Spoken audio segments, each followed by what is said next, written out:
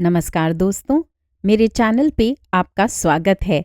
मैं लाती हूँ आपके लिए देश विदेश की हिंदी और उर्दू जगत की कुछ सुनी, कुछ अनसुनी बेहतरीन कहानियाँ अपने अंदाज में और सटीक उच्चारण में। मेरा एक छोटा सा लक्ष्य है 1000 सब्सक्राइबर्स का, तो कृपया मेरे प्रयास में मेरी सहायता करें और मेरे चैनल को सब्सक्राइब ज़रूर करें।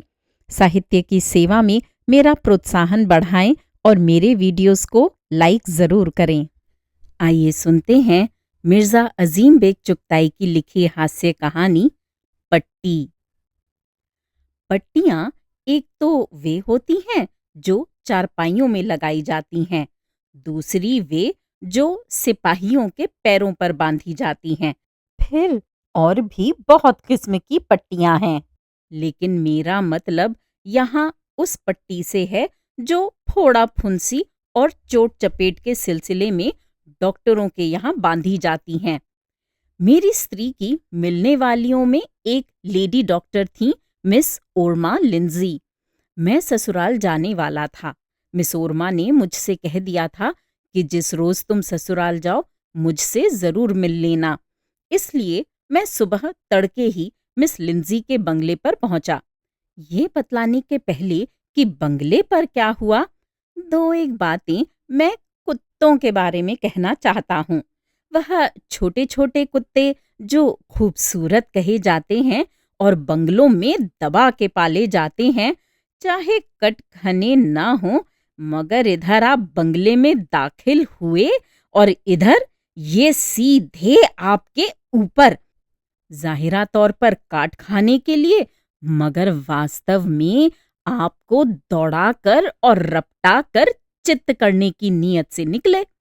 अतः आप सच मानिए कि यही हुआ। मिस ओरमा के 3 छोटे छोटे कुत्तों ने इस बुरी तरह मेरे ऊपर हमला किया कि मेरे होश जाते रहे। गुलाब के एक कांटों भरे दरख्त पर मैंने ऐसे पैर रख दिया जैसे कोई रेशमी गद्दे पर रखता है। वहां फंसकर बदहवासी के साथ गमले फांदे। एक फांद गया, 2 फांद गया, तीसरे में पैर ऐसा लगा कि मुंह के बल गिरा और साथ ही कुत्ते सिर पर। जनाब क्या बताऊं किस तरह बेतहाशा फिर उठा कि कुत्तों ने ऐसी टांग ली कि एक कुत्ते पर पैर पड़ गया और अब की सड़क पर जा गिरा। वहां से घबराकर सीधा उठकर बरामदे में आया। कुत्ते पीछे पीछे थे। चिक उठाने की मोहलत किसे थी, चिक समेत तोप के गोले की तरह कमरे में दाखिल। उधर से मिस साहबा बदहवास चीखती आ रही थीं। मैं इस बुरी तरह मिस साहबा से जाकर टकराया कि वे कुर्सी पर चीख मारकर गिरीं। मैंने सहारा देकर जल्दी से उठाया। कुत्ते खड़े अब दुम हिला रहे थे। वह मूजी जो पल भर पहले मेरी जान लेने को तैयार थे।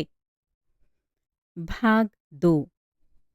जरा जरा होश दुरुस्त हुए तो हम दोनों ने बातें करनी शुरू की। मिस साहबा ने अपनी सहेली से मिलने का आग्रह प्रकट किया। कुछ और इधर उधर की बातें की। इतने में मिस साहबा की निगाह मेरे हाथ पर पड़ गई, जो सड़क पर गिरने से रगड़ खाकर अंगूठे की जड़ के पास से छिल गया था। अरे ये क्या हो गया? ये कहकर उन्होंने मेरे इस नाम मात्र के जख्म की परीक्षा की और कहा, मैं अभी इसे लोशन से धोकर ड्रेस किए देती हूँ। मैंने कहा, अजी रहने दीजिए, कोई बात भी हो। मिस साहबा परेशान सूरत बनाकर बोली, मिर्जा साहब ये मामूली बात नहीं, इसको फौरन ड्रेस करना चाहिए, वरना कहीं। वरना कहीं? मैंने पूछा। मिस ओरमा ने भौहें चढ़ाकर और भयभीत सी शक्ल बनाकर, टेटनस। टेटनस, ये मेरे लिए बिल्कुल नया शब्द था। एकाएक ख्याल गुजरा कि ये कहीं शेक्सपियर की नायिका टिटानिया का भाईबंद तो नहीं है। खैर, मैंने तफसील पूछी तो मालूम हुआ कि ये जहरबाद की किस्म का रोग है। सड़क की मामूली रगड़ से संभव है कि खराश में कुछ सूजन हो जाए, रात ही रात हाथ सूजकर डंबल बन जाए और सुबह होते होते जहरबाद शुरू हो जाए और फिर राम नाम। मैं कुछ सहम सा गया। इस भयंकर रोग की दहलाने वाली बातें सुनता जाता था और मिस ओरमा की नाजुक उंगलियों से पट्टी बंधवाता जाता था। बंगले से जो निकला तो हुलिया ये था कि गले में एक झूला पड़ा हुआ था और उसमें जकड़बंद किया हुआ हाथ। खैरियत ये थी कि तांगे पर आया था, अगर साइकिल पर होता तो और भी मुसीबत होती। भाग 3। रास्ते में एक जान पहचान वाले मिले। दुआ सलाम के साथ ही उन्होंने तांगा रुकवाया। अरे मियाँ, ये क्या, खैर तो है? उन्होंने कहा। मैंने इसके उत्तर में पूरा किस्सा सुनाया कि जनाब सड़क पर रगड़ लग गई और इस डर के कारण कि टेटनस ना हो जाए ये कार्रवाई की है। ला हौल वे ला कुव्वत! उन्होंने जोर से कहकहा लगाया और टेटनस तथा उसकी कल्पना पर लानत भेजते हुए कहा, खोल खाल के पट्टी फेंक दो और इसकी जगह सिंदूर और तेल रगड़ कर लगा लो। इसके बाद एक साहब और मिले। उन्होंने भी तांगा रुकवाया। वही बातचीत हुई। उन्होंने भी टेटनस पर लानत भेजी। खूब हंसे, मजाक उड़ाया और कहने लगे, टूटे हुए घड़े की गिट्टी रगड़कर नीम की छाल के साथ लगा लो। संक्षेप में ये कि रास्ते में 4 आदमी और मिले। सभी ने टेटनस पर लानत भेजी और मुझ पर हंसे। किसी ने काली मिर्च बताई, किसी ने चंदन बताया, किसी ने कहा कुछ न बांधो यूं ही सूख जाएगा। घर पहुंचा तो पिताजी ने पट्टी का हाल पूछा, माँ ने पूछा, भाई बहनों ने पूछा। गरज सबको हाल बताना पड़ा। फिर नौकरों की बारी आई। घर की बूढ़ी नौकरानी ने सहानुभूति से सुने सुनाए का ब्यौरा पूछा। बेटा, ये टिटनाऊ क्या है जो तुम्हारे दुश्मनों को होने का डर है? बूढ़ी ने जब लड़कों से सुना था तो शायद टिटनस को तरकारी की किस्म की कोई चीज समझी थी। खैर, जिस तरह हो सका उनको भी समझाया। इतने में बाहर एक मिलने वाले आ गए। उनसे किसी ने सुनी सुनाई उड़ा दी। बहुत परेशान और सहानुभूतिपूर्ण स्वर में उन्होंने सारा ब्यौरा पूछा जो बताना पड़ा। वे चले गए तो खरबूजे वाला आया। रोज आता था, भला कैसे बिना पूछे रह जाता। मैंने कहकर टालना चाहा कि चोट लग गई कि नौकर का लड़का बोल उठा, टीटस हो गया। इधर मैंने लड़के की तरफ घूमकर देखा, उधर खरबूजे वाला चकराकर बोला, मियाँ, ये टीटस क्या है? क्या कोई फुड़िया का नाम डॉक्टरों ने रखा है? मैंने जलकर कहा, बेहुदा मत बको। इससे फुर्सत पाई थी कि अंदर गया तो देखा कि माताजी 2-4 औरतों को टेटनस पर लेक्चर दे रही हैं। मैं पहुंचा तो मुझसे भी प्रार्थना की गई कि मैं इस टेटनस पर कुछ और रोशनी डालूं। अब मैं तंग आ गया था। टेटनस के नाम से गुस्सा आता था। खैर, ज्यों त्यों करके बला टली। भाग 4। शाम को 4 बजे की गाड़ी से रवाना होने वाला था। इस बीच में लोगों ने मेरा नाटका बंद कर दिया। अब मैं सिर्फ ये कहकर टालना चाहता था कि चोट लग गई है, मगर जनाब पूछने वाला बिना टिटनेस की बातचीत के काहे को मानता।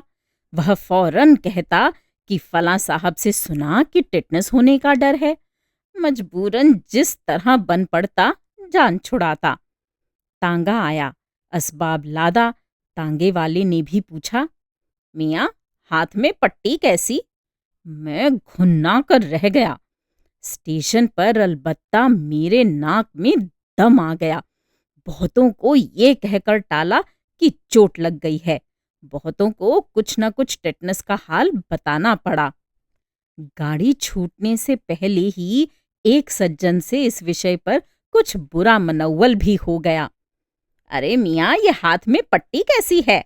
उन्होंने पूछा। मामूली चोट लग गई है। कैसे लग गई? सड़क पर गिर पड़ा था, खराश आ गई। फिर कोई बात तो नहीं? कोई बात नहीं, मगर अब्दुल हमीद साहब मिले थे। वे कहते थे कि खुदा ना करे टेटनस हो जाने का डर है। ये टेटनस क्या होता है? अब मुझे ऐसा गुस्सा आया कि उनका मुंह नोच लूं, क्योंकि वे केवल मुझे तंग कर रहे थे। आप ही विचार कीजिए कि पहले तो उन्होंने शुरू से पूरी तफसील पूछी, यद्यपि वे अब्दुल हमीद साहब का अच्छी तरह मगज खा चुके थे, और फिर टेटनस को पूछते हैं कि क्या होता है, गो कि खूब अच्छी तरह पूछ चुके थे।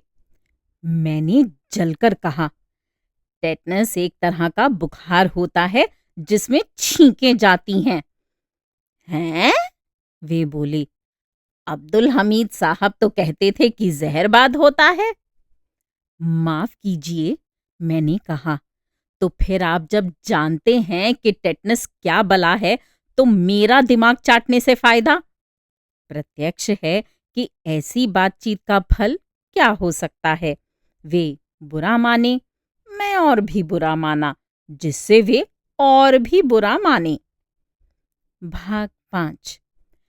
मेरे डब्बे में वैसे तो कई आदमी थे, मगर बिल्कुल पास ही बैठने वाले एक तो जमींदार सूरत लखनऊ की तरफ के मुसलमान थे, और एक साहब कुछ फौजी नुमा मालूम होते थे, खाकी कमीज और नेकर पहने थे। इनके पास ही एक मेरे शहर के मारवाड़ी महाजन बैठे थे। इनके अलावा दो एक और सज्जन भी थे। गाड़ी चली। दो एक इधर उधर की जबरदस्ती की बातें पूछकर इन फौजी सज्जन ने आखिर पूछ ही लिया, आपके हाथ में ये पट्टी कैसी बंधी है? मैं कह नहीं सकता कि मैं दिल में कितना भुन्नाया। मजबूरन कह दिया, जख्म हो गया। कैसे? उन्होंने पूछा। मारे गुस्से के मैंने कहा, बात दरअसल ये है कि मगर ने काट खाया है। मगर ने? मगर? मगर ने काट खाया? जी हाँ, मैंने लापरवाही से कहा। कैसे? उन्होंने बड़ी उत्सुकता से अब ब्यौरा पूछना चाहा कि मैं किस तरह पानी या दलदल में घुसा, मगर से कैसे साबका पड़ा आदि। मगर मैंने तंग आकर दूसरी तरकीब सोची। मुंह से काट खाया, मैंने कहा। जी हाँ, उन्होंने सिर को कुछ हिलाते हुए कहा। मुंह से तो काटा ही होगा, मगर कहाँ पर आखिर? जहां चोट लगी थी और पट्टी बंधी थी, मैंने दूसरे हाथ से वह स्थान पकड़कर कहा, यहाँ पर काट खाया, और मुंह बाकर काट खाया। मैंने हाथ से मुंह दबाने की नकल करते हुए कहा। नहीं साहब, वह दूसरे जमींदार साहब बोले, इनका मतलब ये है कि आखिर वह कौन मुकाम था जहां मगर ने काट खाया? क्या घटना हुई थी? मैंने उसी तरह रूखे मुंह से कहा। मैंने कहा ना कि इसी मुकाम पर हथेली के पास। मैंने फिर दोबारा उस जगह को पकड़कर दिखाया। इसी मुकाम पर मूजी ने काट खाया, और कोई घटना तो हुई नहीं। कुछ चिड़चिड़ाकर उन्होंने कहा, अजी हजरत, किस्सा सुनाइए कि किस तरह कौन सी नदी या तालाब में क्या मामला पेश आया जो मगर ने आपकी हथेली काट खाई। मैं समझा, आपका क्या मामला है? मैंने कहा। सुनिए, घटना वास्तव में ये हुई कि हमारे पड़ोस में एक नदी है, वहां एक बड़ा सा मगर रहता था। एक रोज मैंने एक बड़ी जबरदस्त मछली का सा कांटा कोई 10 सेर वजन का बनवाया। उसे एक मोटे तार के रस्से में बांधकर पेड़ से बांध दिया। कांटे में गोश्त लगाकर नदी में डाल दिया। उसमें मगर रात को 8:03 पर फंस गया। इस संक्षिप्त वृत्तांत को भला लोग काहे को पसंद करते, चारों ओर से सवालों की झड़ी बंध गई। किसी ने पूछा, साहब कांटा कैसी नोक का था? किसी ने कहा, क्या वह निगल गया? गरज ये कि तरह तरह के सवाल पैदा हो गए। मजबूरन मुझे मगर के शिकार के कुछ और किस्से गढ़कर सुनाने पड़े।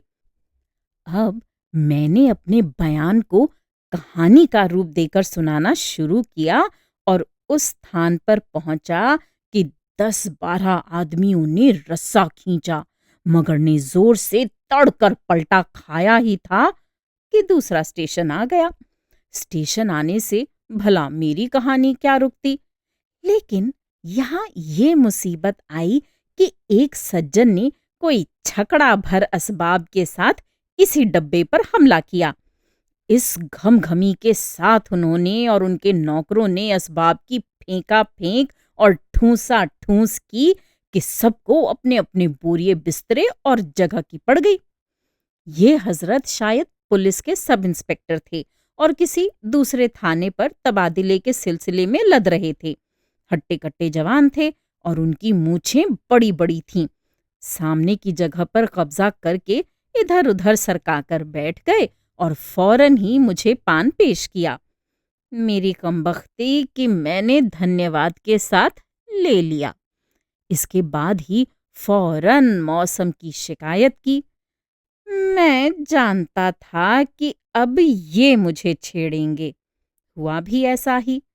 मौसम की शिकायत के बाद ही उन्होंने भी आखिर को गोला दे मारा। क्यों जनाब, ये आपके हाथ में पट्टी कैसी है? सूखे मुंह से मैंने कहा, परसों काले सांप ने काट खाया। अरे, काला सांप? मैंने कहा, जी, काला। ये कहकर मैंने इधर उधर के उन लोगों पर नजर डाली जिनको मैं मगर की कहानी सुना रहा था और जो शायद अब बाकी कहानी को पूरा करने की फरमाइश करने ही वाले थे। किसी के चेहरे पर गंभीरता थी तो किसी के चेहरे पर मुस्कुराहट। कहाँ, कैसे, कहाँ काट खाया, कैसे काट खाया, कब? मैंने कहा तो कि परसों काट खाया। कहाँ, आप क्या कर रहे थे? यहाँ, मैंने पट्टी पर हाथ से बताते हुए कहा। यहाँ काट खाया, मैं खाना खा रहा था। तो फिर क्या हुआ? फिर सांप ने काट खाया। कैसे? ऐसे। मैंने उंगली से चुटकी लेकर सांप काटने की नकल बनाते हुए कहा। ऐसे काट खाया। अजी साहब, ये मतलब नहीं। आखिर क्या हुआ था? सांप कैसे आया और वाकया पूरा पूरा क्या है? इसके बाद मैंने अपने सांप काटने का किस्सा बयान करना शुरू किया, जो बदकिस्मती से इस वक्त मुझे याद नहीं। मगर ये अच्छी तरह याद है कि मैंने अपना किस्सा बहुत ही अच्छा पूरी तरह से किया था। जो लोग मगर का किस्सा सुन चुके थे, उनके सवालों का मैंने निहायत सादगी से जवाब दिया। मैंने कहा, मगर भला किस तरह काट सकता है? मुझे मगर ने कभी नहीं काटा। मेरी गंभीरता पर पहले तो वे कुछ मुस्कुराए, फिर उनके चेहरे से कुछ संशय प्रकट हुआ। मगर मैं प्रत्यक्ष रूप से बहुत गंभीर था। मेरे दिल को आराम पहुंच रहा था। दिन भर के सही उत्तरों से मन में जो जलन पैदा हो गई थी वह मिट गई। पहले की बनिख्त अब मैं खुश था। अब मैं एक निष्प्रिय भाव से अखबार पढ़ने में व्यस्त हो गया। कई स्टेशन निकल गए। कोई नया आगंतुक ऐसा न आया जो मेरी पट्टी का हाल पूछता। किसी ने ठीक ही कहा है कि कभी नाव गाड़ी पर, कभी गाड़ी पर नाव। अब मेरा नंबर था। मैं इस प्रतीक्षा में था कि कोई मुझसे पूछे तो, मगर किसी ने न पूछा। यहाँ तक कि मैं घर यानी ससुराल पहुंच गया। भाग 6। रात को 11:30 बजे होंगे। सास साहब के सामने जाकर अदब से फर्श पर बैठ गया। सलाम दुआ के बाद पहला सवाल उन्होंने जो किया वह ये था, खैर तो है, ये तुम्हारे हाथ में पट्टी कैसी बंधी है? गोली लग गई है, मैंने जलकर कहा। याली, गोली! वे चौंक कर बोली। गोली! खुदा खैर करे, कैसे लग गई? बंदूक की नाल से, मैंने कहा। बेटा आखिर क्या हुआ था, कैसे बंदूक चल गई?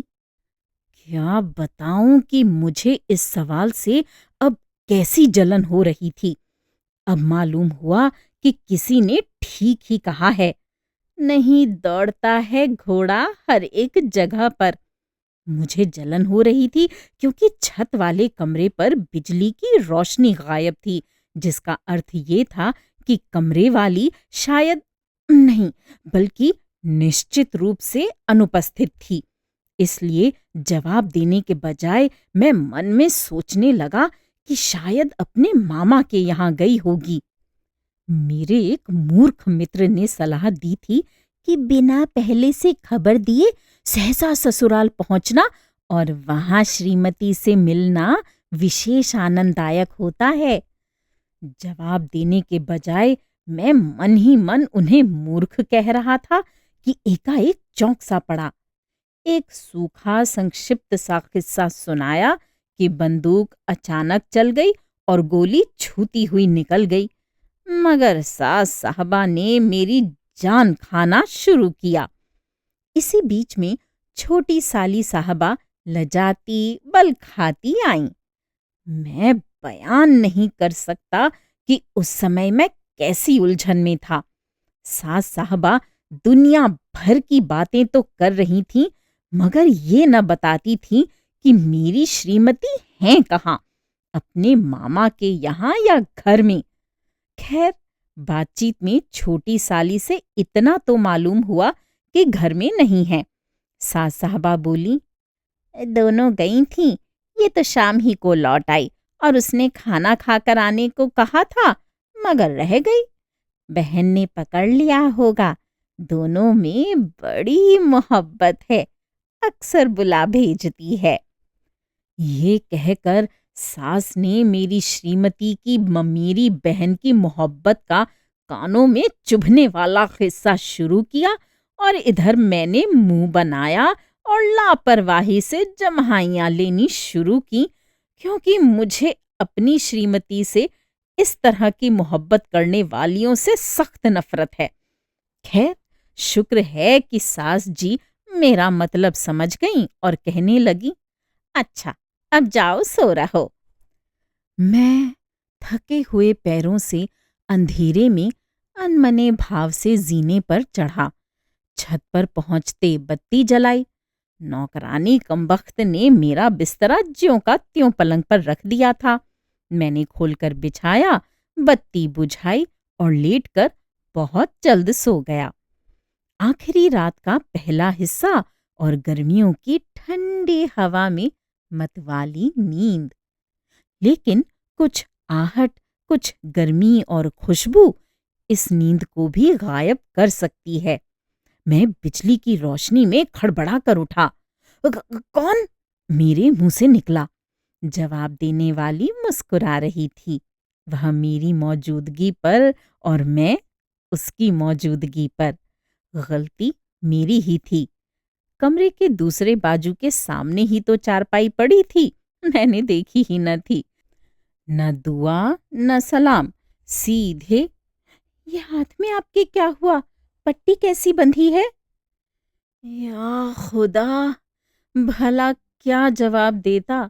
मैंने कहा, नजर से तीर चलाकर मुझे किया घायल। सवाल फिर ये तुम्हारा कि ये हुआ क्या है?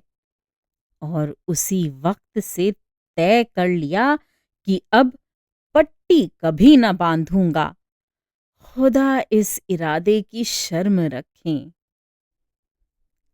श्रोताओं, अभी आप सुन रहे थे मिर्ज़ा अजीम बेग चुगताई की चुलबुली सी हास्य कहानी पट्टी। उम्मीद है ये कहानियाँ आपको पसंद आ रही होंगी। मेरे चैनल पर आने के लिए और इन कहानियों को सुनने के लिए धन्यवाद।